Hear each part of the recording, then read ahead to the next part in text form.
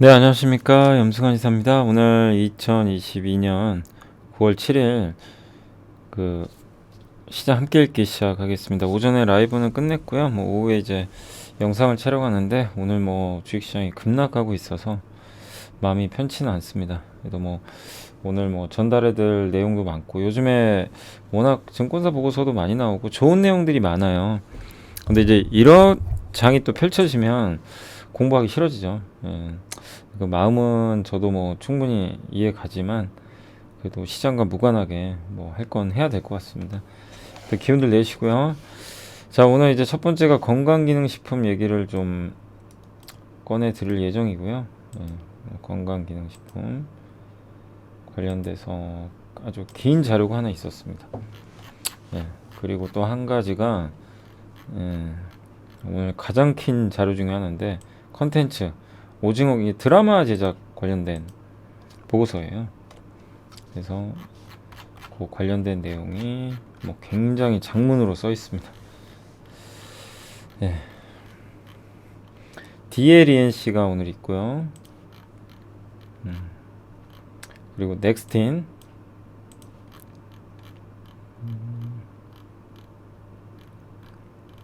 넥스틴도 너무 길더라고요. 보통 긴 게 아니고요. 중국 반도체 수출 규제 요 부분이 좀 있고, 태풍 영향으로 포항 철강 설비 중단 이런 내용도 있습니다. 게임 일정 리스크 관리가 좀 필요하다. 이 내용도 들어가 있고, 그 다음에 이제 메타 퀘스트 프로가 한 달 앞으로 다가왔고요. 그 어제 급등했던 그 VR 기기 관련 주들 내용이고요. 그 다음에 비료에 들어가는 이제 가성칼륨, 탄산칼륨 가격 이 부분도 나와 있는 것 같습니다. 그 사우디가 10월달에 이런 단가 인하를 좀 했나봐요. 석유와 석유 제품 가격을 좀 낮추겠다라고 했고, 미국과 중국 헤어질 결심이다. 이거 이제 반도체 관련된 내용입니다. 그리고 이제 ICD가 있고요. 기업 중에서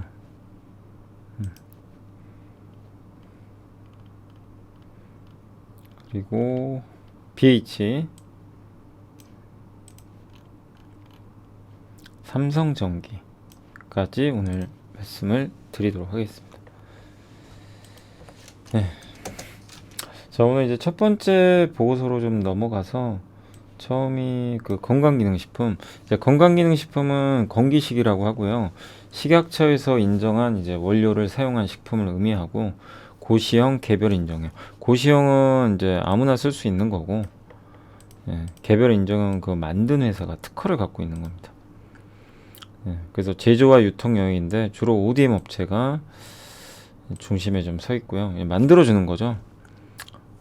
그리고 요즘에 그 유통 쪽에서는 다단계와 방문 판매가 많이 감소했고, 인터넷 그 전자상거래 비중이 많이 들어갔습니다. 그리고 건기식 시장 규모도 14%씩 커지고 있고, 상위 5개 품목 매출액이 80%가 되고요. 요즘에 이 단백질 시장이 좀 커지고 있는 것도 여기에 드러나는 것 같고요. 시장 규모 비교해 보면 한국이 0.22%, 글로벌 1위 시장 미국은 0.27, 일본이 0.23. 그래서 비슷비슷해요. 그렇지만 1인당 건기식 소비 금액은 미국이 압도적으로 높고요. 148, 일본, 한국 이런 순서대로 돼 있다라고 보시면 되겠고, 국내 시장은 10% 정도 성장을 계속 유지할 걸로 보이고 있습니다. 그리고 고시형 품목의 매출이 아직은 크고, 개별 인정형 품목은 7,692억 정도 되는 것 같고, 개별 인정형을 만들어야 의미가 있겠죠. 이게 이제 특허가 보정되는 거니까 아무나 따라할 수 없거든요. 그래서 하나의 원료를 개발, 표준화, 비임상, 임상 단계 거쳐 식약처에 등록하는데 4에서 7년이 걸리고요. 5에서 10억 원 비용이 소요된다고 합니다. 개별 인정형 원료는 694개고 모두 다 유의미한 매출이 발생하지는 않고요. 그 중에서도 상위 5개 품목이 매출의 47%를 차지하고 있는 것 같습니다. 그러니까 여기도 잘 팔리는 그 제품이 그냥 압도적으로 잘하는 거고, 나머지는 이제 비중이 작은 거죠. 그리고 꾸준히 매출이 성장하는 거는 그 해모임 단기 같은 혼합 추출물이라고 하고 있고요.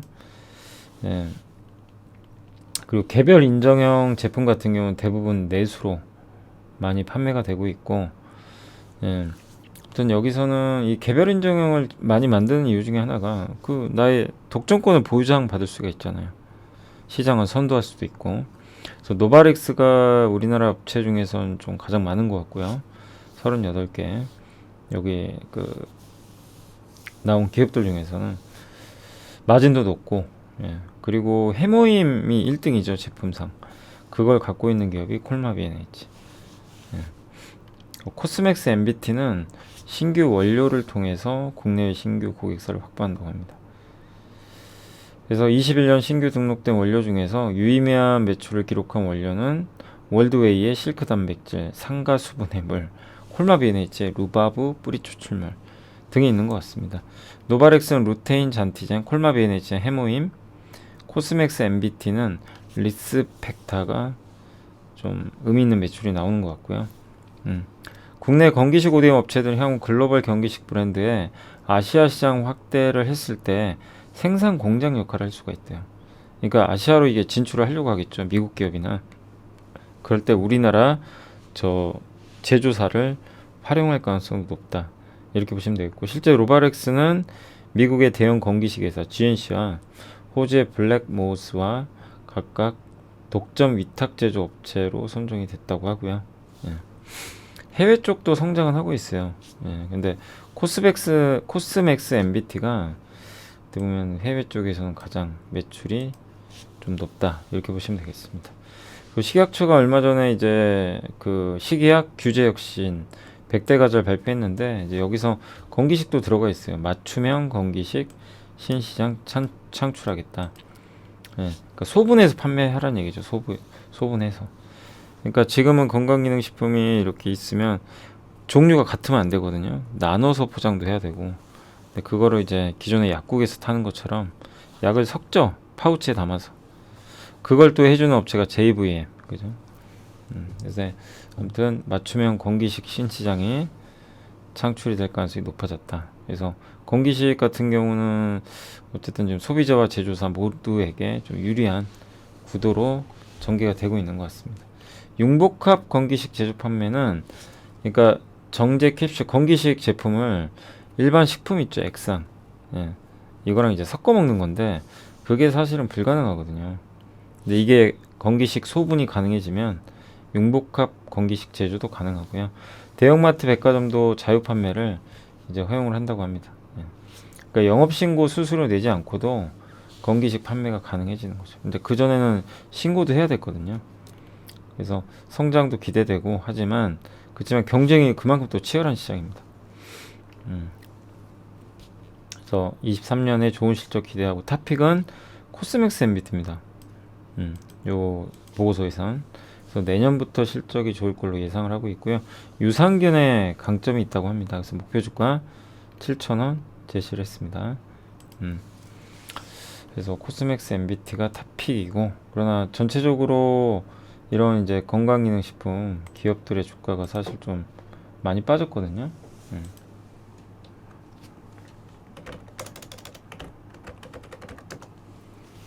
예, 보시면 여기 노바렉스도 많이 빠졌죠.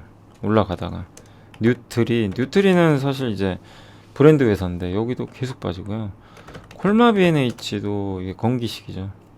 주가 거의 바닥 찍었다고 저도 좀 봤는데 안 됩니다. 쉽지가 않아요. 주가들 올라가는 게. 뭐 서운. 그래서 모든 지금 건기식이 저렇게 뭔가 분위기가 바뀌는데도 그걸 전혀 반영을 못하고 시장은 성장하고 있는데 그냥 망가지고 있어요. 그게 좀 안타깝지만 언젠가는 저게 좀 가치를 찾아가겠죠. 아무튼 지금 시장에선 철저하게 건기식도 그냥 왕따 시켜버리는 그런 움직임이 나오는 것 같습니다. 그러나 읽어보셨겠지만 정부의 어떤 정책도 바뀌잖아요. 옛날과 다르게 소분해서 섞어서 팔 수도 있고 하는 건데 그런 것들이 좀 반영이 안 되는 것 같아서, 네. 아무튼 건기식 기업들의 주가는 뭐 끝없이 밀리고 있습니다. 탑픽은 코스맥스 MBT라고 합니다. 요 기업이라고 하는데 뭐 그나마 좀 올랐죠. 그렇지만 대다수의 기업들은 주가가 안 좋은 것 같습니다. 경쟁도 치열하고요. 사실 이쪽 시장이. 네. 그렇지만 아무튼 이제 기대할 부분들은 있는데 주가는 조금 부진한 것 같습니다. 그래서 건기식 갖고 계신 분들은 한번 요 내용 참고하시면 되겠고, 뭐 아주 매력 있다 뭐 이런 것보다도 예, 정부의 규제 완화 또 해외 매출 확대 이런 것들은 주가에 반영이 돼야 되는데 안 되고 있는 것 같아요.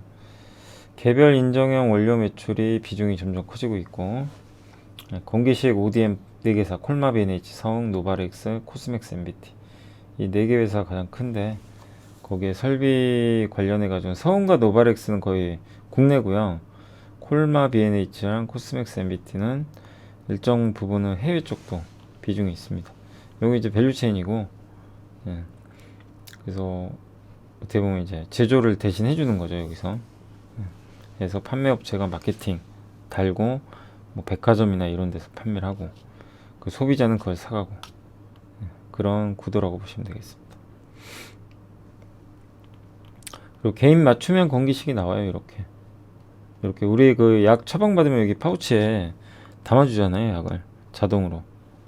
저걸 하는 회사가 JVM 같은 기업이고, 이건 미국 방식이죠. 미국은 병 하나에 같은 종류가 들어가 있어야 돼요. 그래서 섞어 먹기가 좀 어렵죠. 찾아서 먹어야 되니까.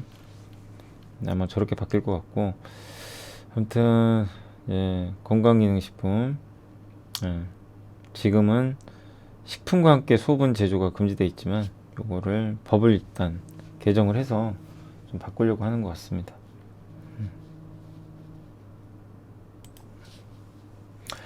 그리고 이게 건강기능식품을 보면 요게 이제 요 위에 있는 게 건강기능식품이고요. 요 밑에 있는 게 이제 일반 식품인데, 사실은 저걸 이제 섞어서 판매는 안 돼요.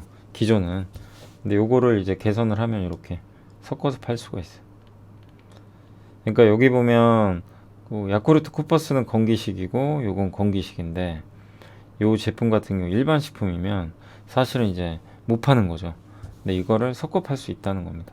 일반 식품과 건강기능식품을 그렇게 보시면 될 것 같습니다. 드라마 이제 얘기인데, 콘텐츠 이제 오징어 게임이 나온 지가 1년 됐고요. 작년 기억이 나요. 그때 추석 때 맞습니다. 오징어 게임이 막을 내렸고, 뭐 지금 우리 학교는 뭐 우리들의 블루스, 최근에 이상한 변호사, 우영우까지 수많은 흥행작이 나왔고, 어쨌든 그러면서 해외 판권이 가격이 올라갔고요. 외주 제작도 이걸 했던 거를 이제 IP 그 확보를 해서 수익 모델로 늘려놨고, 옛날에 이제 드라마는 만들고 나면 이걸 지금 출시한 그 드라마가 5년 후에는 가치가 당연히 떨어지잖아요. 근데 그만큼의 자산을 떨어내야 됩니다. 예, 그래서 그런 이제 생각을 하는 거고, 요게 이제 거의 끝난 기업들은 좀 실적이 안정적이죠. 왜냐면 비용 떨게 줄어드니까. 또 넷플릭스와 올해 연말에 아마 스튜디오 드래곤도 하는 걸로 알고 있는데, 이런 것들이 좀 남아 있는데, 근데 어쨌든 좋은 모멘텀들이 많은데 시총은 점점 떨어졌어요. 희한한 일이다. 그래서 이게 결국 넷플릭스 어닝 쇼크, 이로 인한 콘텐츠 예산 축소 우려, 글로벌 OTT 확대, 경쟁 심화, 콘텐츠 수혜라는 이런 성장 스토리가 어쨌든 알려졌는데 투자 포인트가 오히려 소멸돼 버렸고, 상대적으로 섹터 매력도도 낮다. 태조 이방원에 비해서. 그러니까 콘텐츠 드라마 제작이 좀 줄지 않을까, 넷플릭스 때문에 이 우려가 있었고, OTT 디즈니 플러스 또 넷플릭스가 많이 드라마를 만들어서 콘텐츠가 수혜받지 않을까, 이런 스토리도 있는데, 이거는 이미 확인은 됐는데 오히려 이미 반영됐다, 이렇게 보는 구도가 있었던 것 같아요.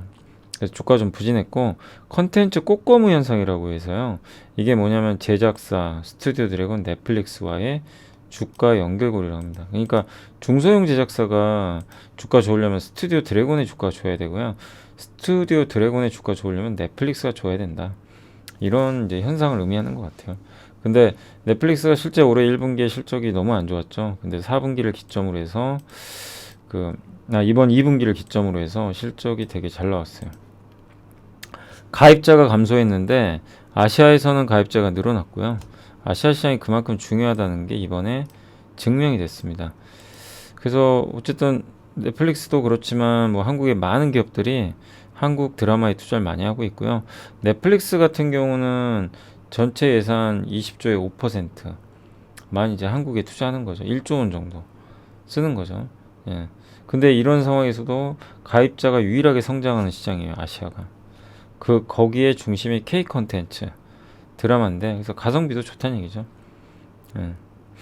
그래서 이 넷플릭스의 투자금은 줄어들기 어렵다 이렇게 보고 있는 것 같아요. 그 OTT 회사들의. 그 다음에 두 번째 주가가 좀 다운된 이유 중에 하나는 컨텐츠 성장 스토리가 소멸된 거 아닌가 이렇게 보고 있는데, 근데 그거는 뭐 이제 디즈니 플러스가 진입을 했는데 좀 시작에 불과한 것 같고요. 9월 8일 날 디즈니 플러스 데이도 열린대요. 여기서 아마 다양한 작품들이 나올 것 같고, 그리고 잠재된 콘텐츠 성장 스토리는 이유가 있습니다. 콘텐츠 시즌제, 그 다음에 CG 특수효과, IP 부가 수익, 새로운 수익 모델 이런 것들이 있는데, 일단 시즌제가 도래했죠. 그래서 예전에 흥행했던 그 드라마들이 시즌2가 나와요. 스위트홈, 오징어 게임, 지금 우리 학교는 이런 것들에, 스튜디오 드래곤의 스위트홈은 시즌2, 3까지 확정이 됐다고 합니다. 그래서 뭐 가장 중요한 회사가 스튜디오 드래곤이죠. 그래서 스위트홈의 시즌2가 일단 이제 아마 확정이 됐고, 내년 하반기 방영을 목표로 한다고 하는데 아마 지금 계속 만들고 있나 봐요. 소년 심판도 내년 하반기 방영 예정이고, 그리고 리쿠 비용, 이제 이 드라마 제작사가 좀 받는 비율이죠. 그게 좀 이렇게 올라간다고 합니다. 그리고 이 컴퓨터 그래픽, 원래 미디어, 의료, 군사 쪽에 쓰이던 건데 이런 것들이 이제 드라마, 영화에 많이 들어가고, 버추얼, 특수효과죠. 이런 것들은 뭐 이제 요즘에 기본으로 들어갑니다. 한국에서는 영화 구미호에서 이게 처음 도입이 됐고, 신과 함께 들어갔고, 스위트 홈에도 이런 VFX 기술이 들어가 있습니다. 요 VFX 기술은 메타버스에도 적용이 돼서 메타버스 컨텐츠에도 이게 우리가 좀 실감나게 볼 수 있는 거죠. 그리고 한국판 IP화 시대인데 우영우가 그걸 만들어 버렸어요. A스토리가 제작한 우영우가 완전히 성공을 했죠. 그래서 이거는 넷플릭스 게 아니에요. 우영우를 제작한 A스토리 거죠. 그래서 A스토리가 이걸 활용해서, 그러니까 기존의 뭐 오징어 게임도 다 사실은 판권이 저쪽에 가 있습니다. IP도 다 어디죠? 넷플릭스. 근데 요거는 넷플릭스 전용도 아니고 A스토리가 제작을 했는데, 요 IP를 갖고 있는데 이게 넷플릭스에서 대박이 났죠. 비영어 TV 시리즈로 글로벌 1위 횟수가 그 오징어 게임 다음으로 많았고요. 그 현재 더빙 작업 중인데 미국에 역수출하나 봐요. 또 더빙까지 해가지고. 그래서 A스토리가 이런 영향으로 작년 한 해 성과를 상반기에 다 달성했습니다. 체력이 올라간 거죠. 그래서 이제 결국 이런 잘된 드라마를 뭐 이런 제작사가 갖고 있으면 그거 가지고 할 게 많아요. 웹툰을 만들어도 되고, 미국에 리메이크 판매를 해도 되고, NFT 뮤지컬 그걸 가지고 굿즈도 만들고 상품 중국에 팔 수도 있습니다. 중국 판권은 아마 뭔가 뭐 소식이 들릴 거라는 얘기도 좀 있는 것 같고요. 예, 그리고 킹덤이란 드라마가 옛날에 넷플릭스에 나와서 흥행을 했는데, 그걸 중심으로 한 킹덤 왕가입이란 게임도 출시가 되는데, 이 게임 같은 경우는 이렇게 되면은 그 게임에서 나오는 매출이나 이런 것들은 또 제작사가 가져가나 봐요. IP 원 IP를 갖고 있는. 그래서 이런 뭐 수익 모델이 되게 다양해지고 있다고 합니다. 근데 이제 이런 걸 통해서 가장 돈을 많이 벌고 주가 올랐던 대표 기업이 일본의 토에이 애니메이션이래요. 원피스, 드래곤볼, 세일러문 제작한 기업인데, 이 회사가 원래 내수 위주였는데 넷플릭스 재팬 설립돼 가지고 여기 들어가게 되면서 엄청난 매출 성장을 일으켰다고 합니다.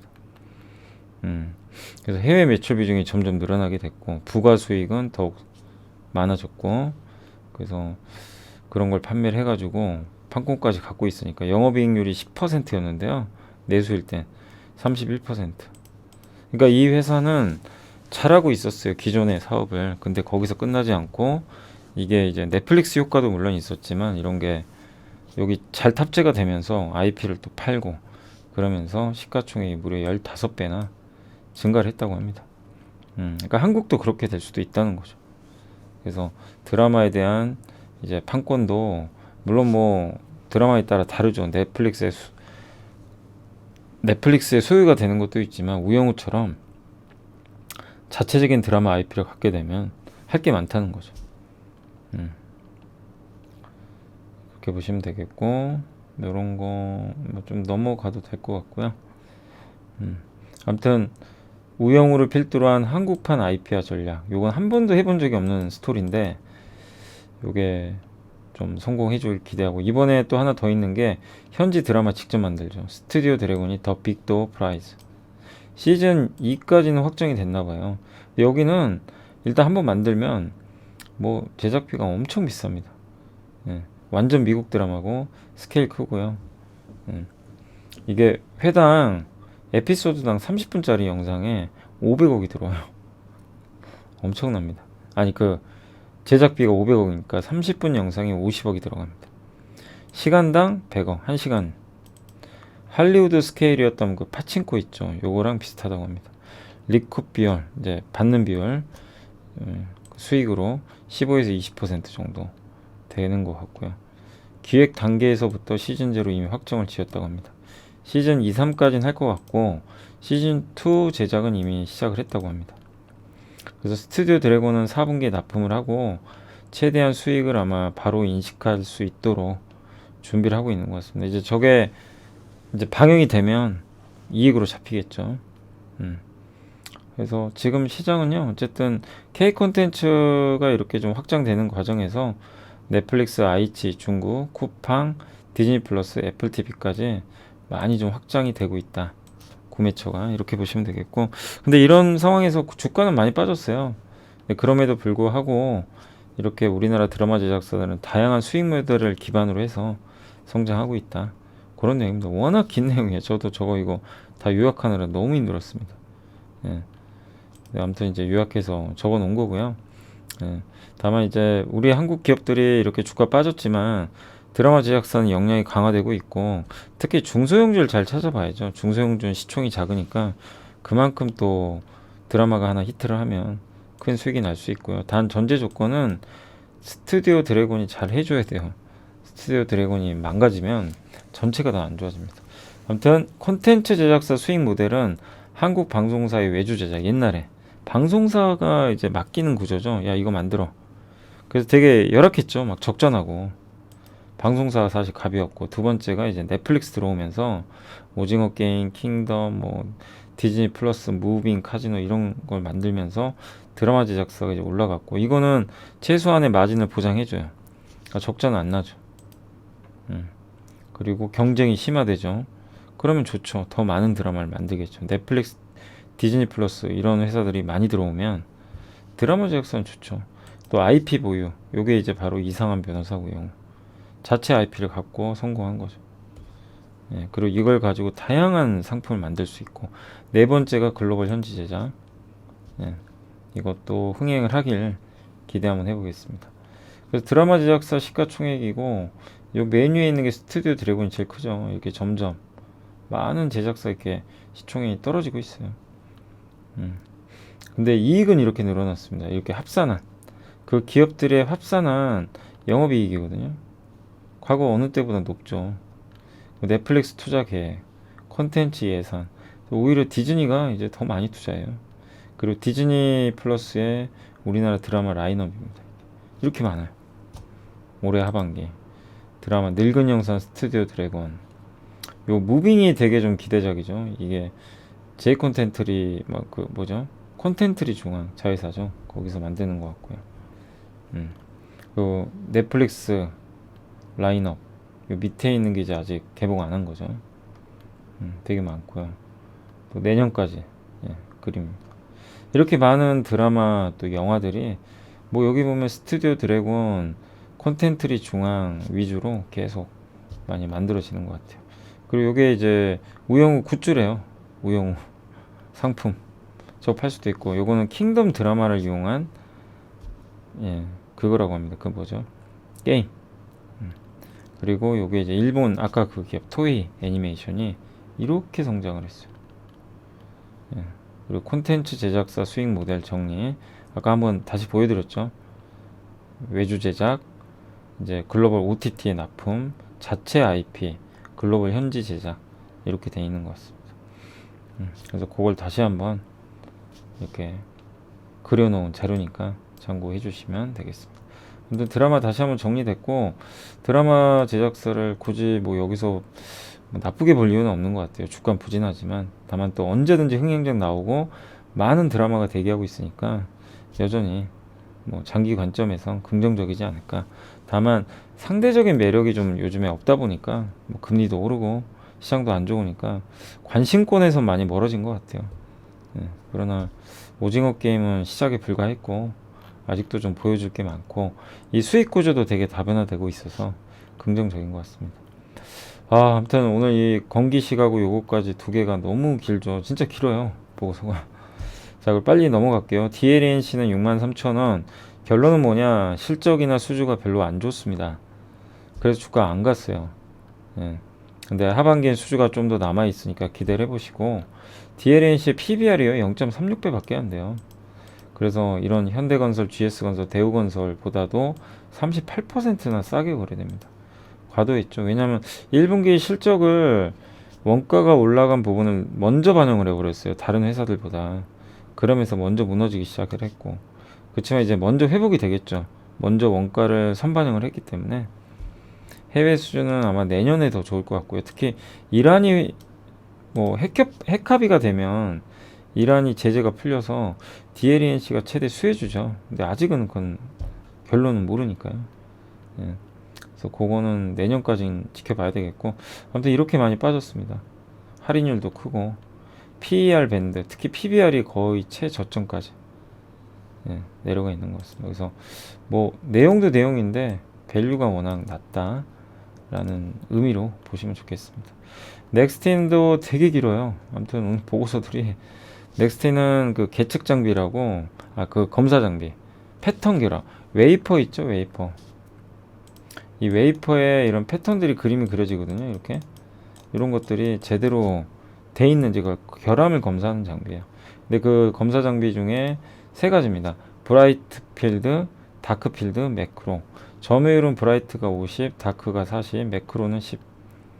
그래서 이 회사는 저 다크 있죠, 다크. 요게 주력이에요. 요걸 국산화하는 기업입니다. 다크 필드. 그리고 내년에는 저 가장 시장이 큰 브라이트 필드도 내년에 개발을 완료할 예정이다. 하이닉스부터 시작을 해서 그러니까 많은 납품을 좀 했고, 해외 업체로는 KLA가 근데요, 전 세계 다크필드 장비의 97% 갖고 있어요. 너무 압도적이죠. 예. 그래서 사실은 넥스틴이 아직은 많은 비중을 차지를 못하다 보니까 KLA에 의존하는 비중이 워낙 높습니다. 근데 어쨌든 패턴 결함 검사 장비는 오염 물질을 찾아내고 패턴이 제대로 새겨졌는지 그걸 검사하는 거고, 웨이퍼의 빛을 조사해서요, 그러니까 이건 촬영을 하는 거예요. 웨이퍼를 촬영해서 결함이 있는 거랑 없는 거를 반복 비교를 합니다. 이걸 자동으로 해줘요. 이거 사람 눈으로 할 수가 없잖아요.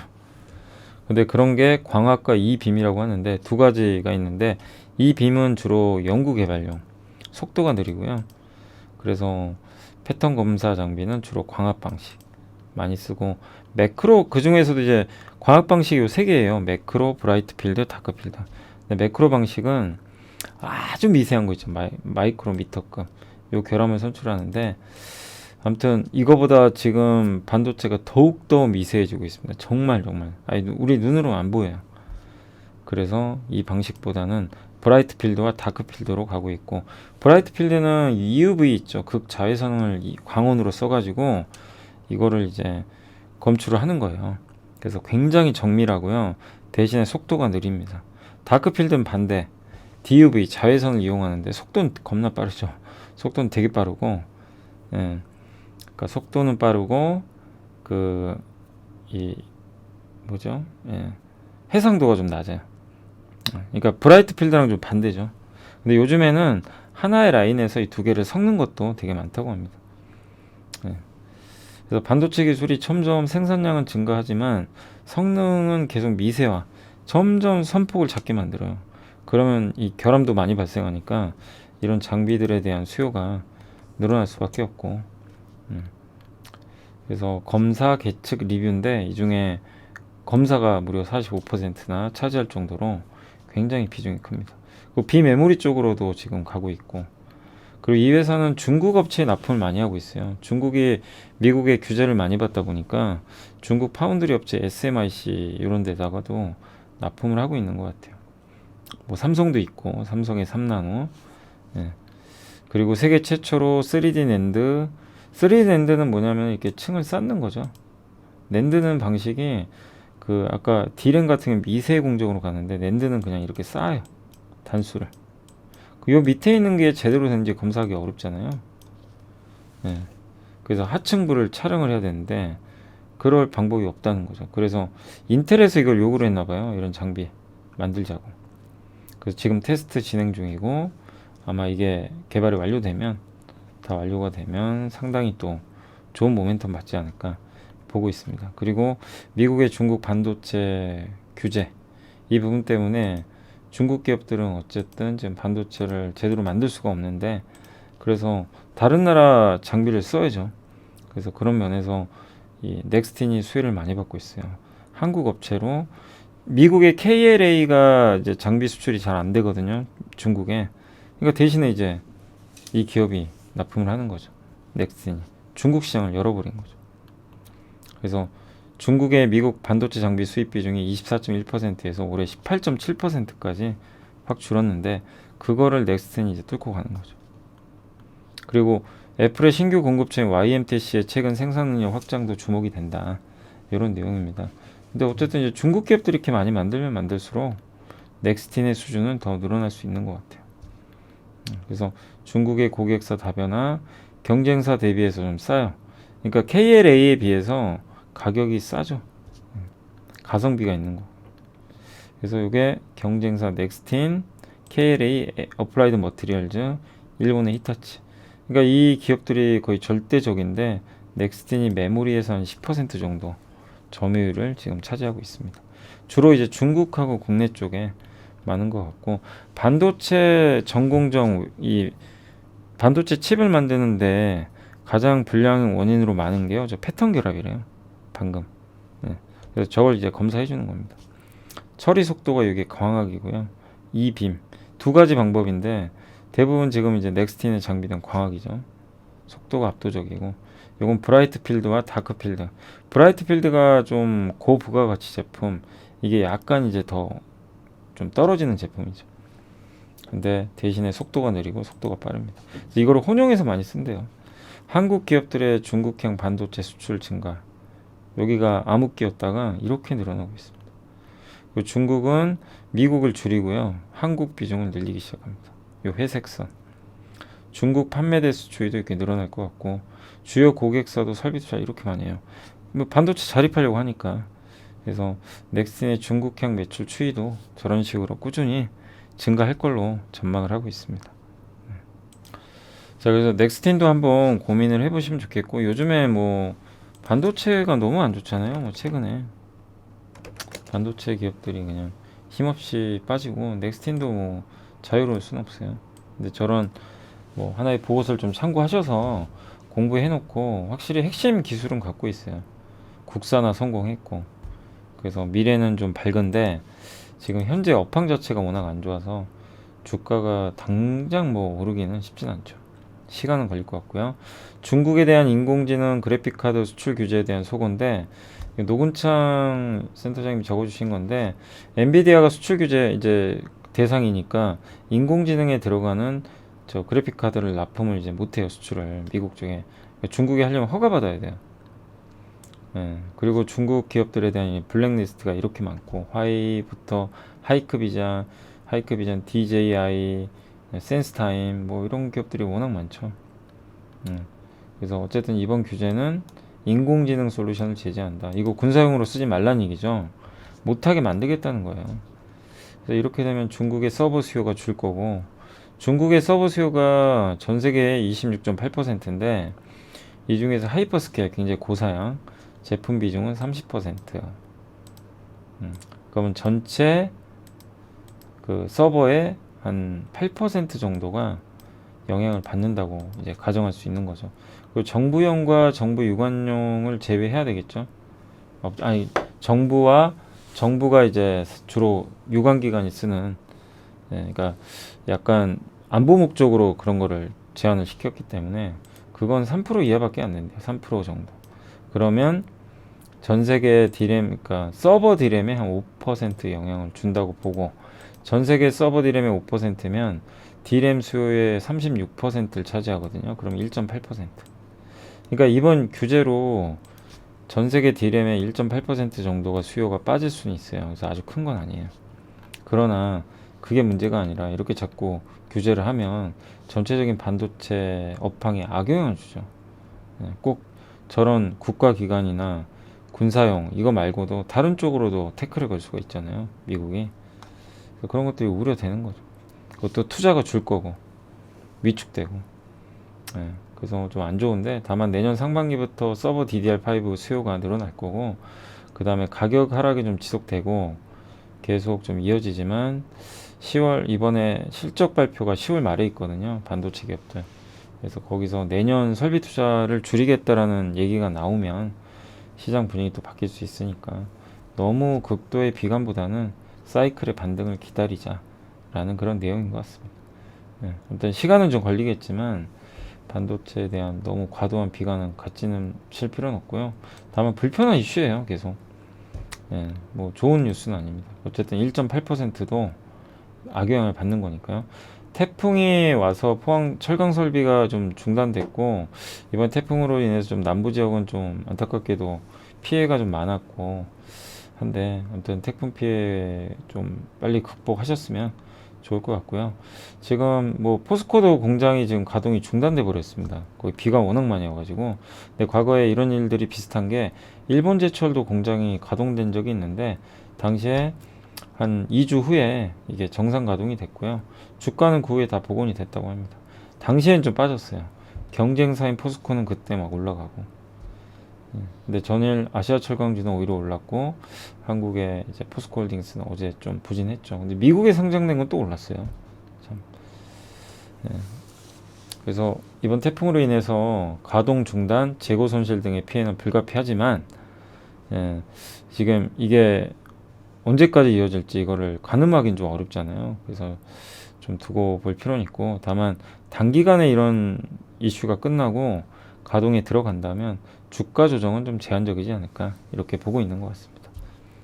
그래서 일단 아직은 모르거든요. 그래서 좀 지켜보시고, 포스코홀딩스도 참 어렵죠. 이게 뭔가 좀 될만하면 또 이런 악재들이 좀 터져가지고 내려오는데, 그러나 뭐 주가 워낙 뭐 낮은 상태니까요.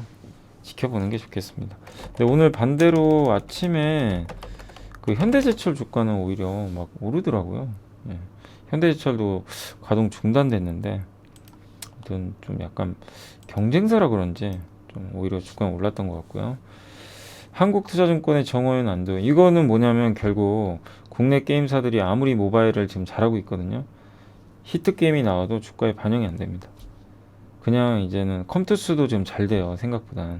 1매출 4억 원이면 선방하는 거죠. 그런데 주가 안 갑니다. 왜? 시장은 지금 콘솔 게임, 플레이스테이션으로 하는 피해 거짓 아시죠? 요거 몇 번 보여드렸던 거죠. 요게 삼가능하고 나서 주가 엄청 올랐어요. 그래서 시장은 이제 이쪽으로 관심이 많이 뺏기고 있다. 모바일보다는. 이걸 준비하는 기업들이 크래프톤, NC, 펄어비스, 네오이즈고, 이 중에 확정된 건 크래프톤이 날짜가 12월 2일로 출시가 확정이 됐으니까 한번 지켜보시고, 다만 이게 보통 출시 전에 올랐다가 또 출시하면 급나가는 경우가 많으니까 투자에 좀 그런 부분 참고하시고, 또 일정이 지연될 수도 있어요, 잘못하면. 그러나 어쨌든 크래프톤은 이미 확정이 됐고, PER 14배로 주가도 싸고요. 그리고 NC나 네오이즈 같이 신작 준비하는 기업들은 일정이 확정될 때 관심 갖자.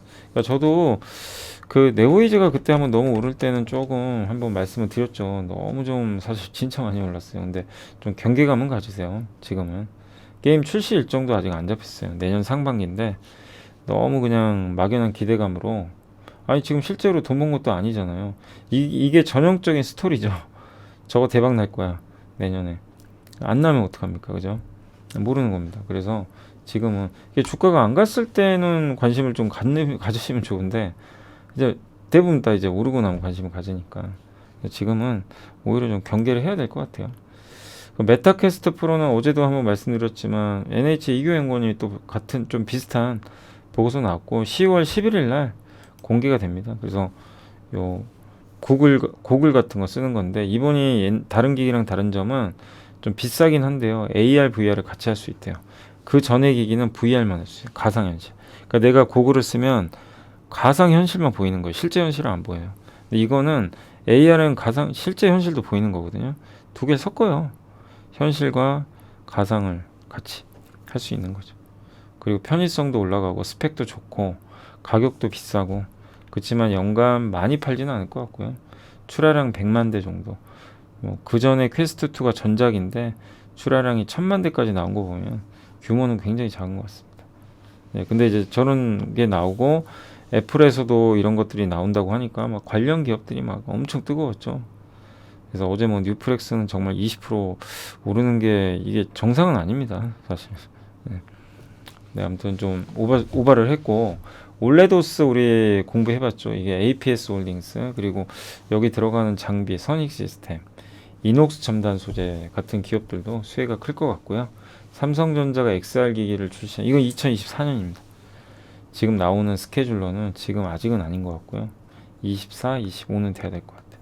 그럴 때는 삼성전기 나무가도 수혜받는다. 다만 아직은 좀 먼 얘기고 지금 우리가 주목해야 될 거는 FPCB 관련된 기업들 이런 기업들하고 이제 이런 기업들이 좀 이제 하락을 해야 뭐 관심을 갖죠. 지금은 올라서 관망이고요. 올레도스 디스플레이도 바뀌니까 여기에 관련된 기업들 대표적으로 APS 홀딩스 같은 기업들이 너무 많이 올랐어요. 그래서 공부는 해놓으시되 조금 기다려야 되겠다 이 말씀을 드리고 싶습니다. 그리고 오랜만에 그 유니드 관련된 이제 내용이에요. 그 이동욱 연구원님이 원래 키움에 있었던 것 같은데 IBK로 갔네요. 가성칼륨, 탄산칼륨 한참 우리 유니드 옛날에 공부한 거 기억나세요? 예, 그죠. 한참 이게 핫했죠 그 당시. 근데 이게 8월달 국내 가성칼륨 가격이 작년보다 104% 올랐대요. 유니드는 세계 1등 기업이고요. 원재료 대부분이 경쟁사들은 러시아, 벨라루스에서 조달을 받는데 이 회사는 캐나다에서 공급을 받습니다. 그러니까 그런 원재료 공급이 크게 문제가 없죠. 운임도 하락하고 공업용 칼륨염은 ABS, SBR 같은 석유화학, 농약, 비료사료, 가스정제, 식품 첨가물, 반도체, 태양광, 웨이퍼 이런 데 골고루 들어가요. 기초 무기 화학 제품이라 없어서는 안 됩니다. 주문을 받는 건 아니고 월별로 물량을 뭐 만들어 놓고 단가를 결정해서 판매하는 것 같아요. 이게 칼륨염 가격이 이렇게 올랐대요. 예. 그래서 유니드 주가가 그때 우리가 올해 초에 많이 분석을 했어요. 한참 좋을 때. 여기였죠. 제가 처음 그때 분석했던 기억이 나는 게 보고서 요 어디였습니다. 올라갔죠. 근데 또 내려와요. 그러니까 왜 이런 걸 한번 보여드리냐면 아무리 좋은 기업도요. 영원히 가지 않고 어느 레벨에서 모멘텀이 꺾이죠. 이렇게 쭉 빠져버려요. 그러면 이게 지속될 성장이면은 저렇게 빠지는 구간에서 투자를 하는 거고요. 아, 이건 사이클 끝났다. 그냥 피크아웃 치고 다시 좋아지는 사이클 나오려면 멀었다. 그러면 안 사면 되죠. 투자를. 그거에 대한 이제 고민만 하는 거예요. 예, 그래서 지금 아무리 좋은 기업들도 이렇게 오르거나 이렇게 오를 때 조금 각별히 조심을 하시고 급 나갈 때 오히려 이거 내가 공부했던 기업이고 괜찮은데 앞으로 성장할 것 같고 아니면 너무 싸고 저평가돼 있거나 그러면 투자해도 된다는 거죠. 예. 이렇게 너무 오를 때만 하지 마세요. 그것만 주의하시면 됩니다. 아무튼 유니드도 좋은 보고서가 나왔는데 그렇게 뭐 강하지는 않습니다. 예. 아무튼 주가는 지금은 좀 견조합니다. 이게 어떻게 보면 전쟁 수혜주였어요. 당시에 천연가스 가격 급등하고 비료값이 튀니까 따라갔던 거죠. 지금 어쨌든 이런 뭐 긍정적인 뉴스들은 분명히 있지만 주가가 아마 좀 그런 것 같아요. 피크아웃을 우려하는 것 같아요. 이러다 언젠가 꺾이는 거 아니야? 네, 그래서 지금 유니드는 어떻게 보면 뭐 좀 지켜보면서 그러니까 왜냐하면 예측이 안 돼요. 이 비료나 이런 것들이 가격은 좋은데 단 주가는 상대적으로 저평가돼 있다. 그래서 이걸 보유하신 분들 입장에서는 한번 볼만한 내용이죠. 뭐 보유해도 되겠구나. 이제 그렇게 또 볼 수도 있는 내용이잖아요. 그렇지만 신규 투자는 좀 지켜보는 게 좋을 것 같습니다. 사우디가 10월달에 OSP라고 석유를 이제 이렇게 시추를 해서 그 SK 이노베이션이나 SOL 같은 데 판매를 하죠. 그 판매하는 그 마진이에요. 그거를 인하했다는 건 판매가를 낮췄다는 겁니다. 그러면 사우디는 약간 이익이 줄겠죠.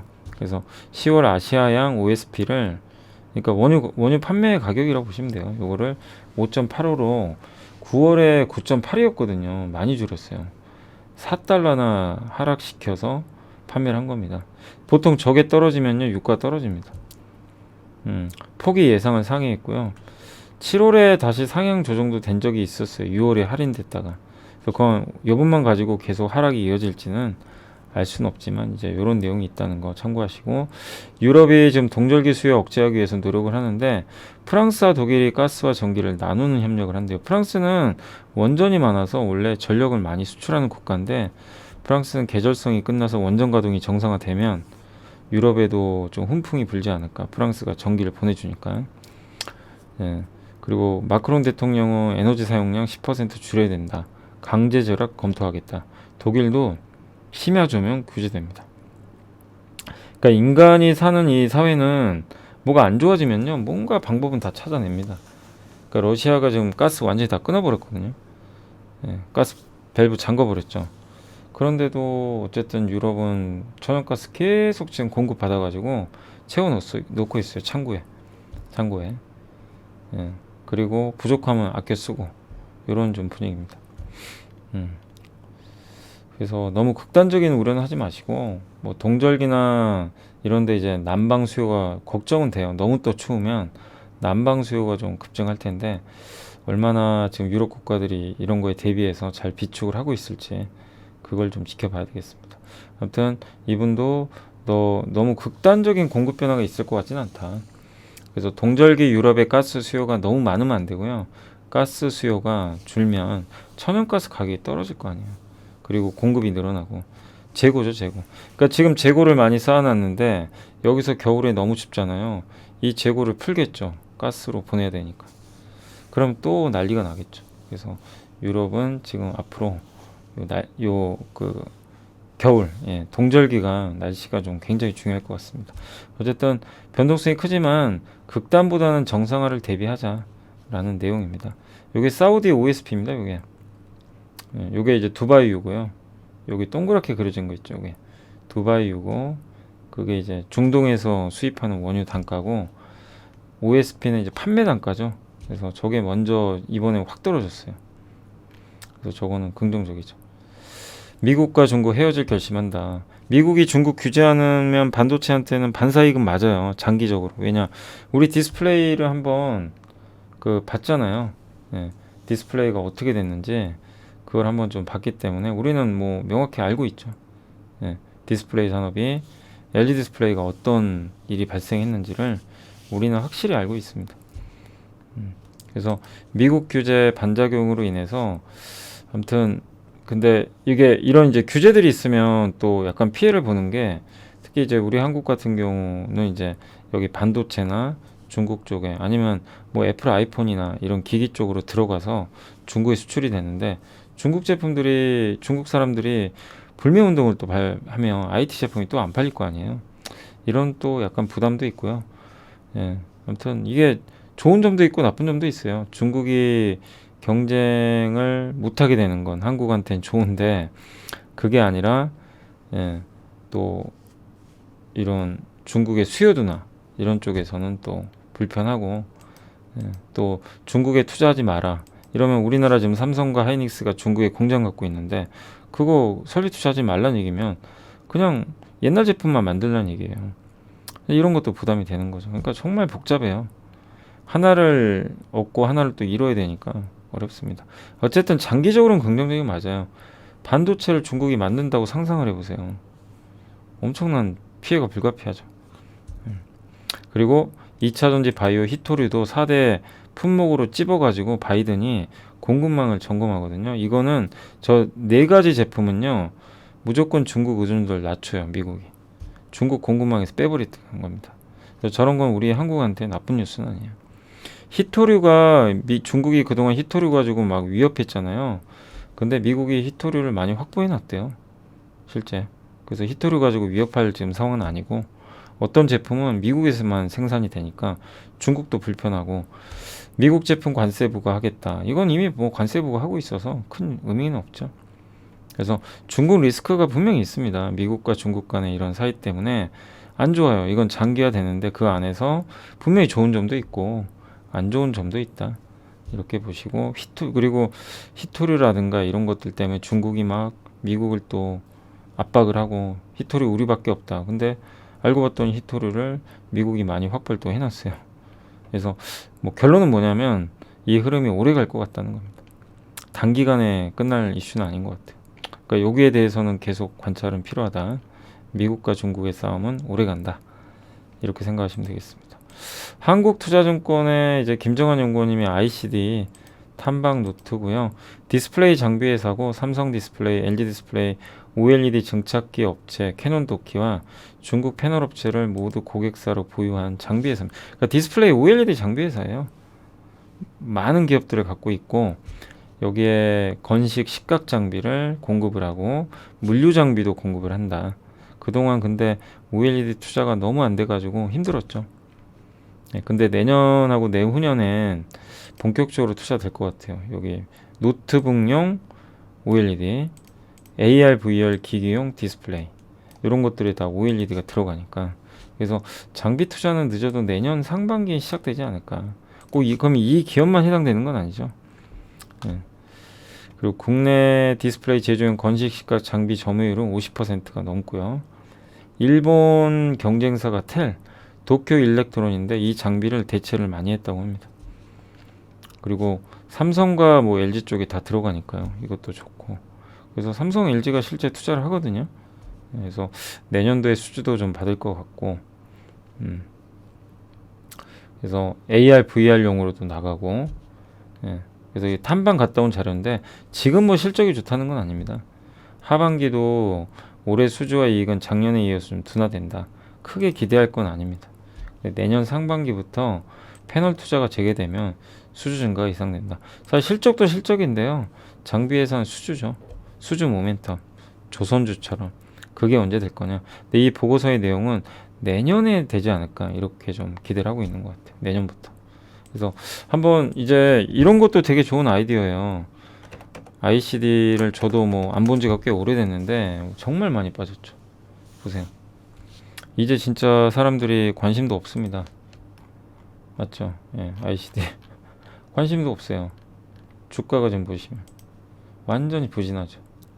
네, 이런 상황에서 이럴 건 별로 크진 않아요. 정말 많이 빠졌어요. 근데 내년 상반기에 만약에 진짜 수주가 가셔야 된다면 주가는 이제 그게 확인되는 순간 많이 가는 건데 지금 가지는 않겠죠. 그러니까 관찰은 필요합니다. 탐방을 갔다 온 거예요, 이분이. 한투증권. 그러니까 우리가 투자해야 될 대상 중에, 그러니까 가장 좋은 건 주가가 안 간 기업이 좋아요. 되도록이면 시세가 이렇게 올라가 있는 것보다. 왜냐하면 아무도 관심이 없거든요. 네, 그래서 한번 공부는 해보시고, 지금은 아닙니다. 지금은 아니지만, 그러니까 좀 시간은 걸려요. 그렇지만 모멘텀은 내년도에 한번 기대를 해보자. 그러니까 준비는 한번 해볼 만한 구간이고, BHM 뭐 너무 유명하죠. 뭐 뉴프렉스랑 이번에 뭐 잘 갔던 기업이고, 애플 쪽에 납품을 하고, 예, 오늘 목표 주가 올렸습니다. 하나증권에서 점유율 올라가고 있고, 삼성 쪽으로도 점유율이 뭐 늘어나는 것 같고요. 삼성, 애플 다 납품하고 있어요. FPCB. 그리고 이쪽 시장이 구조조정 돼가지고 몇몇 업체밖에 못해요 지금. 그래서 뉴프렉스와 이 BH가 양대 산맥이 좀 되는 것 같아요. FPCB. 근데 이 기업은 어쨌든 주로 애플 쪽. 근데 애플 아이폰이 나올 텐데, 아이폰이 나오면 또 빠질지 모르겠어요. 애플 아이폰 이제 출시하고 나면. 글쎄요, 그죠. 워낙 단단한데. 그래서 지금 투자는 아시죠? 좀 늦었습니다.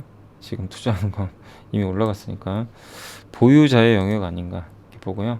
자, 마지막으로 삼성전기는 목표 주가 25만 원 유지했고, 삼성전기가 다 애널리스트 좋게 얘기는 하는데 정말 안 갑니다. 3분기, 4분기도 생각보다 실적 괜찮을 것 같아요. 연간 이익도 내년에 괜찮고, 예, PER 9.2배밖에 안 되고, 그리고 영업이익 추정이 1.5조 원 범위에 존재를 하는데, 과거 대비해서 MLCC 공급가인 가능성도 낮고요. 좀 과점화돼 있으니까. MLCC는 스마트폰이 중요한데 이게 중국이 안 살아나서 그런 거죠. 근데 5G 스마트폰으로 넘어가면서 그래도 단가는 올라갈 것 같고, 노트북도 어쨌든 이제 안 좋죠. 안 좋지만 기업용은 좀 괜찮은 것 같고요.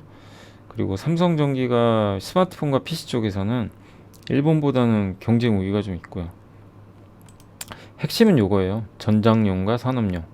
전장용은 자동차에 들어가는 거. 이 시장이 이제 열립니다. 카메라도 있고 기판도 있고 MLCC 다 들어가죠. 그러니까 앞으로 자동차가 전자화되면 삼성전기 부품은 들어가요, 대부분. 근데 그 비중이 늘어나야죠. 아직은 18%니까 이게 계속 이제 내년이면 25% 점점 늘어납니다. 그래서 주가가 본격적으로 반등하려면 일단은 중국의 스마트폰이 좀 일단 회복이 돼야 되고요. 그럼 바닥 다지고 움직일 거고, 그리고 모멘텀은 이제 자동차 쪽이죠. 여기 붙고 기판하고. 그래서 그거를 차근차근히 기다리면서 시간과 함께 하시는 분들한테 좋은 뭐 그 기회가 생기지 않을까 이렇게 보고 있습니다. 아까 그 내용을 해드린 겁니다.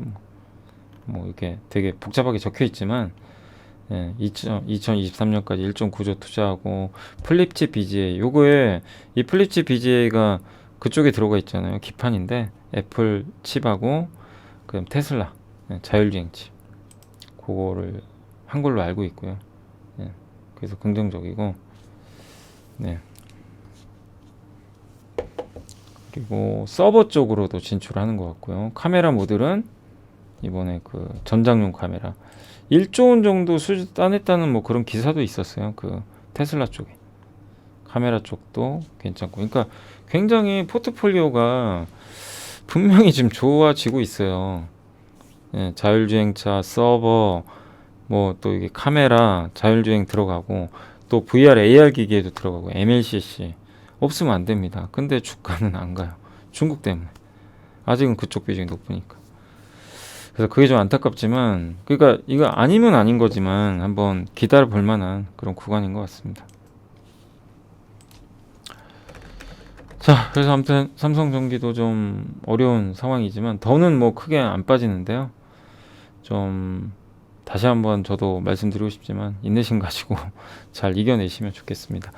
자, 이제 오늘 보고서 참 이게 저 오늘 시장이 안 좋으니까 저도 기운이 안 나네요. 죄송합니다. 저도 이렇게 좀 신나게 좀 전달해드리고 싶은데 그 뭐 오늘 같은 날 그럴 수는 없잖아요. 그래서 좀 듣는 분도 힘드시겠지만, 아무튼 오늘 또 사실 보고서 하나 안 보여드린 게 있는데 그거 너무 길어요. 로봇 보고서인데. 네, 아무튼 보여는 드릴게요. 보여는 드리는데, 네, 내일, 그건 내일 하도록 하겠습니다. 정말 깁니다. 오늘 하는 건 아닌 것 같아요. 자, 아무튼 그리고 시장 끝나고 제가 마감 시간까지 하고 마무리하겠습니다. 일단 보고서는 여기서 마무리할게요. 자, 이제 장이 끝났고 이제 마무리하도록 하겠습니다. 오늘 이제 국내 주식시장은 좀 안타깝게도 뭐 2,400을 깨면서 안 좋았고요. 코스닥도 좋지가 않았던 것 같습니다. 그래서 상당히 좀 답답하게 끝이 났고, 오늘 하루 종일 그냥 주식시장이 좀 힘들었어요. 이렇게 아침부터 밀어놓고. 다만 막판에 기관들이 조금 연기금 중심으로 매수는 들어왔지만 역부족이었습니다. 어쨌든 오늘 외국인의 뭐 일방적인 매도 대부분은 전기전자를 팔았어요. 뭐 특히 삼성전자를 융단 폭격을 해버렸습니다. 예, 전자를 그냥 끝없이 팔면서 삼성전자가 이제 종가 기준으로는 거의 최저점으로 이제 거의 갔어요. 종가상 전저점 깨버렸죠. 종가 기준으로. 그래서 오늘 좀 좋지 않은 흐름이 나왔고, 아, 전자가 참 어렵네요. 예, PBR이 낮은데도 쉽지가 않습니다. 지금 그런 상황으로 좀 가고 있고, 전자가 무너지니 뭐 방법이 없죠. 그리고 오늘 그 와중에도 뭐 폐배터리나 자동차나 2차전지 장비나 일부 2차전지, 이런 기업들은 올랐는데, 다만 오늘 인터넷, 게임, 뭐 웹툰, 조선, 태조 이방원도 오늘 다 안 좋았어요. 2차전지 제외하곤 태조 이방원, 태양광 조선, 방산, 원자력 이쪽은 대부분 안 좋았고 오히려 막 급나가고, 원전주가 특히 많이 빠졌고요. 또 여행주라든가 또 IT 업종, 반도체, 정유, 뭐 면세점, 석유화학 할 거 없이 오늘은 뭐 그냥 전 업종이 다 빠졌다고 보시면 돼요. 그냥 특정 몇 개 섹터, 자동차나 폐배터리 같은, 뭐 자동차는 환율 효과도 좀 있다 보니까 버텼던 것 같고, 일단 이런 거 몇 개 제외한 대다수의 업종이 그냥 오늘은 그냥 무참히 급락했다라고 보시면 좋을 것 같습니다. 그래서 오늘 시가총액 상위 종목을 보시면 뭐 일부 기업들 코스모 화학이라든가 한원 시스템, 자동차 쪽은 괜찮았어요. 그래도 LG화학도 좀 버텨줬고, DLNC도 저평가 매력으로 올라갔는데 뭐 나머지는 다 안 좋았습니다. 오늘 하락 종목이 너무 많았고요. 보니까 오늘 많이 빠진 기업들이 여기 한진칼, K카, 두산에너빌리티, 현대두산인프라코, IS동서, 해성DS는 차량용 반도체 쪽인데 이쪽도 요새 뭐 실적이 나쁜 것 같지는 않은데요. 많이 빠졌고, 자화전자가 거의 5%, 현대중공, 코오롱글로벌, LIG 넥슨, 방산 대표주죠. 세아베스틸 지주도 최근에 뭐 물적 분할 관련해서 자회사 상장 시 뭐 규제한다라는 그런 내용이 나왔고, 근데 저는 그때도 말씀드렸지만 아쉬운 게 이번에 나온 안 중에 모회사 주주들한테 반드시 그 이렇게 자회사가 상장을 하면 그 자회사 주식을 반드시 의무적으로 줘야 돼요. 그게 들어가야 되는데 그게 안 들어가 있어요. 그래서 그게 좀 아쉽긴 합니다. 예. 아무튼 뭐 이거는 강제성은 없다고 하니까 기업의 자율에 맡긴대요. 근데 만약에 뭐 어떤 기업이 자회사를 상장시킨다 물적 분할후에, 그러면 무조건 그거는 주주들이 주식을 달라고 요구를 해야 될 것 같아요. 앞으로 달라고 하면은 이제 주고 안 주고는 회사가 결정할 문제거든요. 그러니까 어쨌든 달라고 해야 되겠죠. 그리고 물적 분할해서 되도록 자회사 상장 좀 안 했으면 좋겠어요. 안 하는 게 좋고요. 자회사 상장하는 순간 주식시장에도 별로 안 좋습니다. 우리 NG, 엔솔 상장하는 날 어떻게 되는지 알잖아요. 물적 분할 하는 거를 뭐라고 하는 건 아닌데 자회사 상장은 안 하셨으면 하는 게 저도 바라는 바이고, 우리나라 전체 주식시장을 위해서도 그게 바람직합니다. 사실은. 들어오는 순간 이중 상장에 주식시장은 또 공급 늘어나고 좋을 게 없어요, 사실. 아무튼 그렇고 뭐 오늘 뭐 다 빠졌습니다. DB하이텍, OCI, 태양광도 안 좋고, 카카오, 한국카본도 오늘은 좀 조정받았고요. 하나솔루션도. 그러니까 오늘은 기존 주도주도 다 빠져버렸습니다. 그렇게 그 정도로 좀 어려웠던 날이었던 것 같아요. 그리고 오늘 환율이 1384원까지, 이렇게 금융이율은 너무 높아요. 달러의 초강세입니다 지금. 그리고 오늘 아시아 시장도 대부분 좋진 않았습니다. 특히 대만이 급락해 버렸고요. 반도체 리스크죠. 뭐 반도체도 영향을 좀 받으니까. 그리고 위안 달러, 원 달러, 뭐 엔 달러 다 올라갑니다. 그 나라들의 통화 가치가 다 떨어진다는 얘기예요. 유로화는 계속 떨어지고 있고. 근데 또 유가도 떨어진단 말이에요. 천연가스도 급락했고. 이런 건 물가는 안정화 될 것 같은데 참 어렵네요. 이거 떨어지고 있어서 이건 긍정적이잖아요. 유가도 하향 안정화되고 있고. 참 어렵습니다, 해석하기가. 분명히 이런 건 좋은 뉴스인데. 아무튼 오늘은 이렇게 좀 답답한 상태로, 뭐 제가 특별히 말씀드릴 게 없고 그냥 대부분 안 좋게 좀 마감이 됐다라고 봐주시면 좋을 것 같고요. 아무튼 시장이 뭐 당장 좋아지긴 힘들어요. 이런 분위기에서.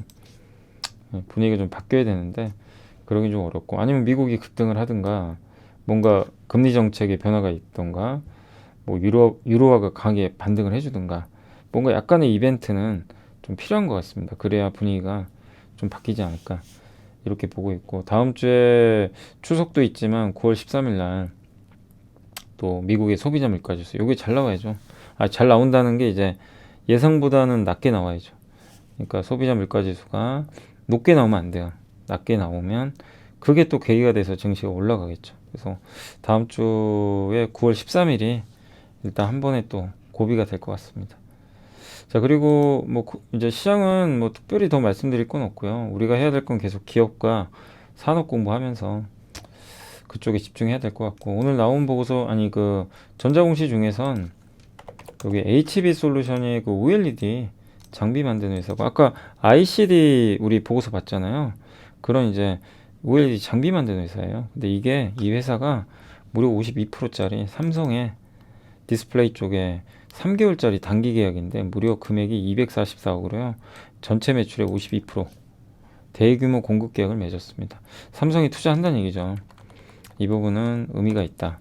이렇게 말씀을 좀 드리고 싶고, 또 한 가지 공시가, 그래서 어쨌든 이제 OLED는 좀 분명히 이런 데이터들을 보면 내년은 한번 기대해 볼 만한 것 같아요. 예. 주가도 좀 복원되고 있고, 그리고 이게 좀 약간 깜짝 놀란 게 현대차하고 KT가요 지분 맞교환한 것 같아요. 전략적 파트너십. 그러니까 옛날에 네이버랑 CJ그룹이 이렇게 한 것처럼, 그래서 자사주 처분을 하고요. 아마 220만 주를 그쪽에 넘기고 현대차는 KT 주식을 가져오고 KT는 현대차 주식 가져가고 서로 전략적. 근데 목적이 뭔지는 잘 모르겠습니다. 여기 보니까 현대모비스도 해요. 그러니까 현대차랑 현대모비스가 그 KT한테 자기 주식을 넘기고요. KT 주식을 가져가는 것 같더라고요. 아까 읽어보니까 그런 것 같습니다. 근데 이게 정확한 목적이 뭘까요? 요겁니다. 요 공식. 그래서 여기 탑업인 주식을 취득을 해요. KT 주식을 여기 취득한다고 돼 있죠. 3천억에. 대신에 그 모비스 지분을 넘겨주는 거죠. 그래서 요게 현대차와 KT 상호 간의 전략적 파트너십 구축을 위한 그런 거래라고만 나와 있습니다. 그런 내용이에요. 예. 이런 내용들이 좀 있으니까 참고하시면 되겠고, 예. 그래서 이게 어떤 의미가 있는지는 또 내일 한번 이렇게 내용들 좀 체크해보고 말씀드리겠습니다. 아무튼 KT와 현대차 그룹이 좀 상호 지분 교환을 했다, 이렇게 보시면 되겠고, 그 다음에 오늘 보니까 내부자 매수 중에 좀 되게 좀 괜찮은 게, 괜찮다는 표현이 좀 그런데, 아이디스 홀딩스라고 혹시 아세요? 지주사죠, 뭐 누가 봐도. 근데 아이디스 홀딩스가 갖고 있는 자회사가 지주사인데, 뭐 갖고 있냐면요, 아이디스 CCTV 아시죠? 아마존 거 아세요? 무인 점포. 거기에 위에 그 CCTV가 이렇게 사람 막 찍잖아요. 찍어서 이 사람 누구고, 약간 인공지능형 CCTV인데 그거 만드는 회사가 아이디스로 알고 있어요. 제 기억으로는. 예. 인공지능이니까 사람을 감지해가지고 거기 데이터 표시도 해주고. 그 자회사, 그러니까 그 지주회사고, 빅솔론 아시죠? 우리 그 가게 가면 신용카드 내면 결제할 때 그 포스기 만드는 프린터. 그 다음에 무인 주문할 때 키오스크, 거기 프린트 나오잖아요. 예, 그런 것들. 그래서 어쨌든 이런 부분들은, 예, 그 이런 이제 자회사를 갖고 있고, 또 하나 코텍 카지노용 모니터, 이 회사도 갖고 있어요. 그러니까 아이디스 홀딩스는 그 세 개의 상장 회사의 주요 지주사인데, 김영달 씨가 장내 매수를 했어요. 많이 했어요. 8천주, 9천주, 만주, 17,000주를 13,000원에 8월 말부터. 그러니까 아이디스 한번 볼까요? 그러니까 실적도 좋더라고요. 여기서부터 산 거예요, 갑자기. 왜 샀을까요? 이제 이건 우리가 고민을 해봐야 될 문제죠. 투자자분들이. 그죠? 아무튼 사내이사인 한 분이, 금액이 적은 금액은 아니죠. 예. 어쨌든 꽤 많은 금액에 억이 넘잖아요. 그거를 좀 매수를 했다. 그러니까 이건 의미는 있는데 한번 고민을 해보시고, 기업 내용은 괜찮습니다. 아까 말씀드린 대로 지주회사고, 이번 2분기에만 170억을 아니 127억, 1, 2분기 합치면 당기순이익이 200억 나옵니다. 지금 시가총액이 1300억. 그냥 하반기 돈 안 번다고 생각하고 PER 계산하면 7배밖에 안 되고, 하반기에 100억만 벌어도 PER은 4배밖에 안 돼요. 네, 그러니까 굉장히 지금 저평가는 맞아요. 맞는데 왜 샀을까? 그거는 한번 고민해 보시기 바랍니다. 아무튼 지주사라는 것만 말씀을 드리겠습니다. 자, 아무튼 오늘 고생하셨고, 예, 뭐 여기 뉴스 나온 거 보니까 KT랑 이거 한 게 아마 UAM 하는 거 아니냐, 드론 택시 이런 거, 미래 모빌리티 서비스 경쟁력 강화 아니냐, 뭐 이런 얘기도 있는데 그건 한번 지켜봐야 되겠습니다. 예. 자, 아무튼 오늘 고생들 하셨고 저는 내일 이 시간에 뵙겠습니다. 오늘 힘든 장 너무 고생하셨습니다. 네, 내일 뵙겠습니다.